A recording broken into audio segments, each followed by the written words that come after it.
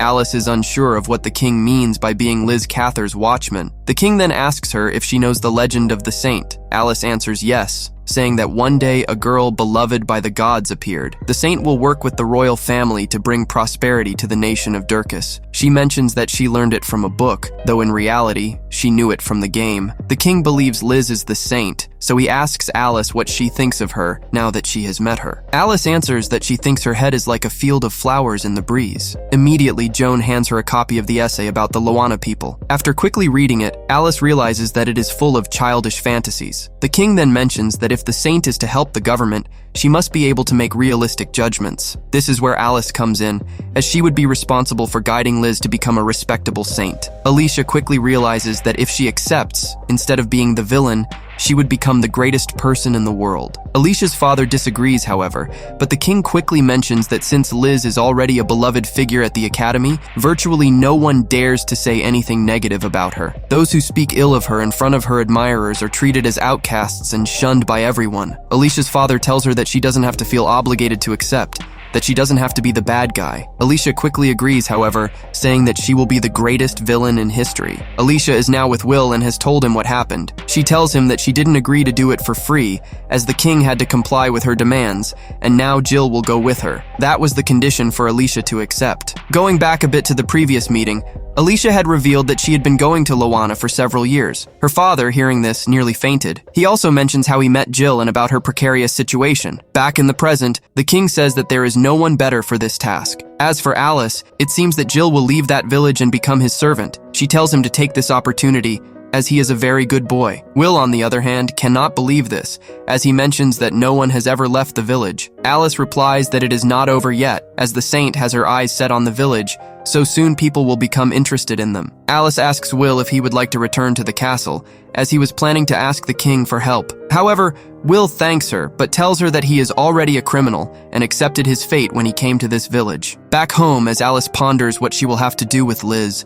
a badly injured girl begs her for help. Alice quickly takes her in her arms, trying to save her. However, upon returning to the village and seeing that the water in the fountain is contaminated, she realizes that she cannot heal her with the water in that state. Although there are several people watching, she decides to purify the water. People quickly begin to approach, including Will and Jill, who ask her what she is doing, reminding her that she cannot use magic there. Alice quickly sets up a barrier between them and the people. She mentions that the girl asked her for help and that she is covered in burns, some of which are even infected. Upon further examination, she notices that the girl has necrosis on her left leg and wonders if she will be able to heal her with magic. Jill immediately tells her that she cannot be saved, as the girl came from a house that burned down. In this village, when something happens to you, you are destined to die. Alice now knows that she got carried away, as she learned magic and swordsmanship so quickly that she thought she could do anything. However, she is in a video game world,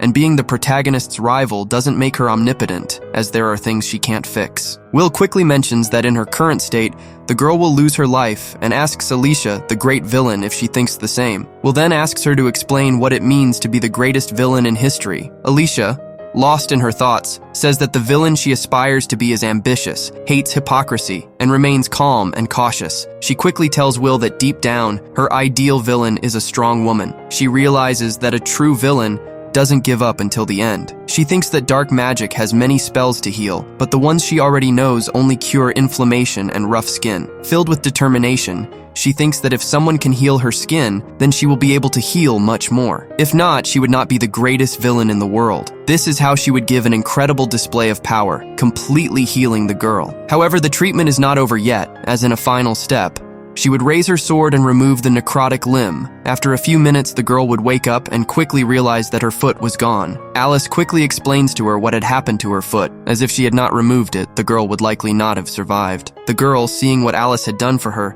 quickly attempts to thank her. However, Alice cuts her off, saying that she does not help people out of kindness. She simply hopes to be repaid in the future. It is then that they introduce themselves, and we learn that this girl's name is Rebecca, and from that day on, she will be Alice's personal informant. Alice lowers the barrier to quickly introduce Rebecca to the villagers, telling them it was a miracle she survived. She also introduces her as the savior of the village. Alice then mentions that she wants to use the saint as an excuse to be a villain. After what happened, Jill asks Alice what she meant by what she said about the saint. She replies that she already told them about Liz Cather. So now, to make her fantasy come true, as Liz's watcher, she has to learn more about Loana. Jill then wonders if Alice will be able to change Loana. However, Alice says that it will only be her who pulls the strings from the shadows, as the villagers themselves will be the ones to change the village. Will mentions that he doesn't want to leave the village, as upon hearing this he wants to stay to see how it changes, even though he can't literally see it. Alice and Jill say goodbye to Will. Jill takes a small potion that allows her to leave the barrier,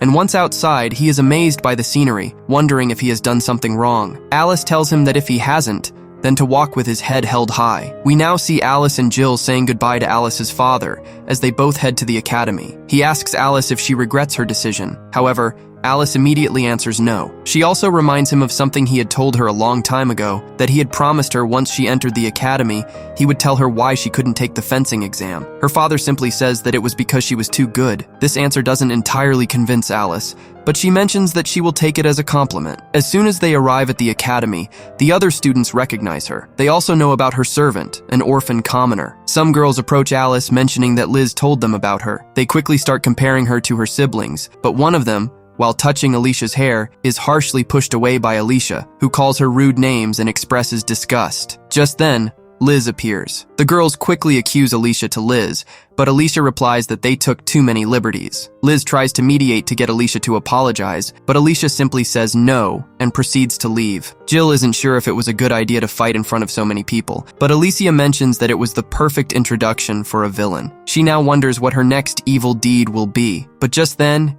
he disappears in front of Jill. It turns out that it was Prince Duke, who asks Alicia why she didn't refuse the king's request. Alicia thought it was a secret, but since it was the prince, it made sense that he would know. Alicia knows that the saint works with the royal family to bring prosperity to Durkis, and at this point in the game, Duke should already be in love with the heroine. She mentions that if the king requested it, they couldn't punish her for doing evil. Duke notices that Alice is wearing the necklace he gave her. He slowly approaches her and whispers in her ear that it makes her happy, causing Alice to blush. Duke then tells her that someone as sweet as her, who blushes so easily, wouldn't be capable of doing anything bad. Alice quickly runs away from the place, feeling a little embarrassed. Later, everyone gathered around Liz. Alice also arrives at the place, and seeing everyone there, thinks it's the perfect time to take action. She quickly asks Liz about her essay. Liz tells her that she thinks they should tear down the wall surrounding Loana, which symbolizes poverty, so that people can live freely and happily. Also,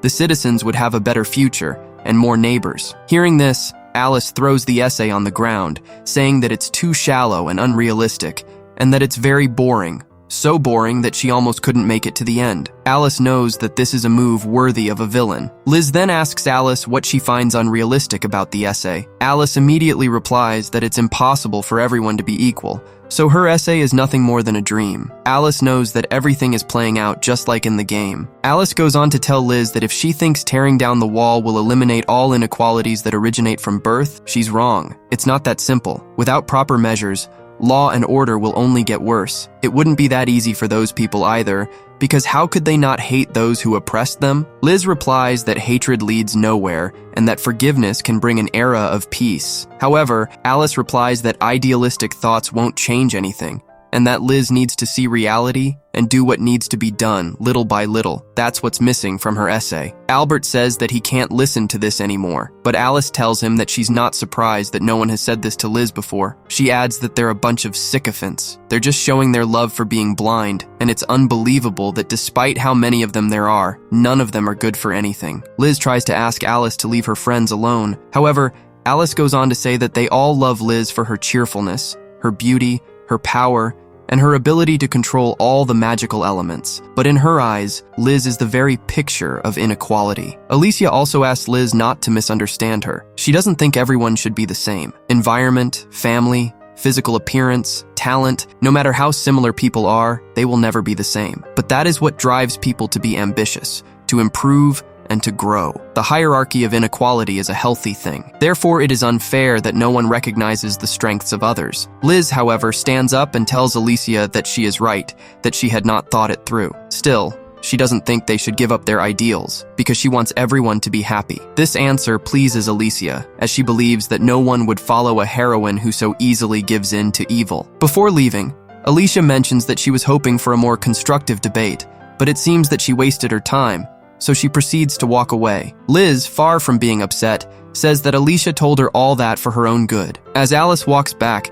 she mentions that this confrontation with the holy girl wasn't bad at all. So if Liz says sweet words again, she won't hesitate to shut her up, because after all, Alice is the villain of the story. If you've reached this point in the video, don't forget to leave the word exquisito in the comments. Thank you very much, and see you in the next video.